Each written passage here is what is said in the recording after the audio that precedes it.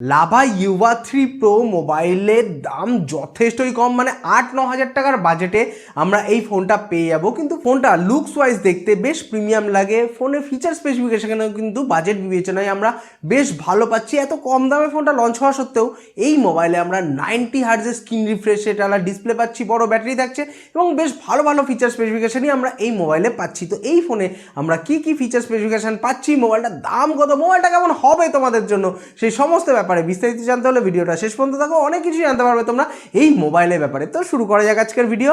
Hello friends, আমি আনন্দ আর তোমরা দেখছো লিমিটলেস আনন্দ চ্যানেল। যারা এখনো পর্যন্ত চ্যানেলটাকে সাবস্ক্রাইব করোনি, কি করছো ভাই, ঝটপট সাবস্ক্রাইব করে দাও। তো আমরা জেনে নিই এই মোবাইলে আমরা ডিসপ্লে কেমন পাচ্ছি। তো এই মোবাইলে আমরা পেয়ে যাচ্ছি 6.5 inch HD plus IPS punch hole display. মোবাইলে আমরা যে ডিসপ্লেটা পাচ্ছি তার স্ক্রিন রিফ্রেশ রেট থাকছে 90 হার্জ এবং এতে আমরা 180 হার্জ টাচ স্যাম্পলিং রেট পেয়ে যাচ্ছি এবং এই ডিসপ্লের পিক ব্রাইটনেস আমরা পাচ্ছি 500 নিটস। মানে এক কথায় বলতে গেলে বাজেট বিবেচনায় এই মোবাইলে আমরা ডিসপ্লেটা কিন্তু বেশ ভালো পাচ্ছি, এটাই বলা যেতে পারে। স্ক্রিন রিফ্রেশ রেট বেশি থাকার জন্য তোমরা যখন এই মোবাইলের মাধ্যমে গেম খেলবে বা মোবাইলটাকে ইউজ করবে তখন কিন্তু ডিসপ্লেটা যথেষ্ট স্মুথ কাজ করবে, তার জন্য কিন্তু তোমাদের ইউজার এক্সপিরিয়েন্সও বেশ ভালো হবে। এবং ডিসপ্লের ভিজিবিলিটির কথায় যদি আসি তাহলে ইনডোরে তো ভিজিবিলিটি ঠিকঠাকই থাকছে, আউটডোরে মোটামুটি তোমরা ভিজিবিলিটি ঠিকই পাবে। এই ডিসপ্লের হেভি সানলাইটে একটু ভিজিবিলিটি ইস্যু হতে পারে, বাকি অল ওভার এই মোবাইলের ডিসপ্লে তোমরা বাজেট বিবেচনায় কিন্তু ঠিকঠাকই পাচ্ছ এবং ভিডিও ভিউইং এক্সপিরিয়েন্সও বাজেট বিবেচনায় এই মোবাইলে আমরা ঠিকঠাকই পাচ্ছি, এটাই বলা যেতে পারে। এবার সোজা চলে আসি এই ফোনের লুকসের দিকে। লুকস ওয়াইজ কিন্তু ফোনটা এত কম দামের এত সস্তা ফোন একদমই মনে হচ্ছে না। এই মোবাইলের ওজন হচ্ছে 200 গ্রাম এবং এর থিকনেস হচ্ছে 8.7 মিলিমিটার। এই মোবাইলে আমরা পেয়ে যাচ্ছি অ্যান্ড্রয়েড 13 অপারেটিং সিস্টেম স্টক অ্যান্ড্রয়েডের সাথে, মানে একদম নিট অ্যান্ড ক্লিন এই অপারেটিং সিস্টেম পাচ্ছি আমরা এই মোবাইলে। কোনো প্রিলোডেড ব্লটওয়্যার, অ্যাডওয়্যার, ম্যালওয়্যার থাকবে না, তাই একদম ক্লিন ইউআই ইউজ করার এক্সপিরিয়েন্সটাও কিন্তু বেশ ভালো হবে তোমাদের এই মোবাইলের সাথে। এবার আমরা সোজা চলে আসি এই ফোনের ব্যাটারির দিকে, জেনে নিই এই মোবাইলে আমরা ব্যাটারি কি পাচ্ছি। তো এই মোবাইলে আমরা পেয়ে যাচ্ছি 5000 mAh এর jumbo battery, 18 watt fast charging সাপোর্টের সাথে। মোবাইলে আমরা যে চার্জিং কানেক্টর পাচ্ছি সেটা ইউএসবি টাইপ সি, তার পাশাপাশি আমরা এই ফোনে 3.5mm হেডফোন পোর্ট পেয়ে যাচ্ছি এবং এই মোবাইলের বক্সে আমরা 18 ওয়াট চার্জার ফ্রি পাচ্ছি। তো এক কথায় বলতে গেলে এখানে বাজেট বিবেচনায় কিন্তু এই মোবাইলে আমরা ব্যাটারি এবং চার্জিং স্পিড সব কিছুই মোটামুটি ঠিকঠাকই পাচ্ছি, এটাই বলা যেতে পারে। এবং এত কম বাজেটে ফোনটা পাওয়া যাচ্ছে, তার উপরে আবার চার্জারও ফ্রি পাচ্ছি, এটা কিন্তু পার্সোনালি আমার বেশ ভালো লাগলো।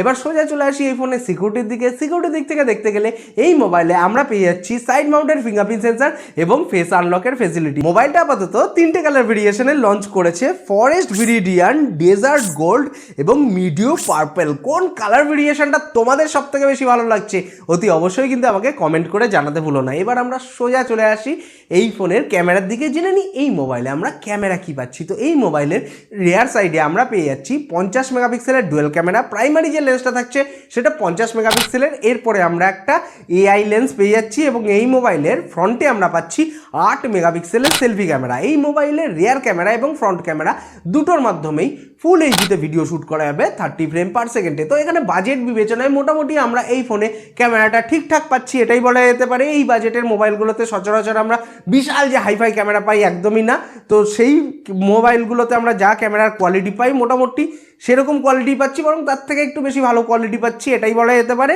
বাজেট বিবেচনায় কিন্তু ক্যামেরাটাও আমরা ঠিকঠাক পাচ্ছি।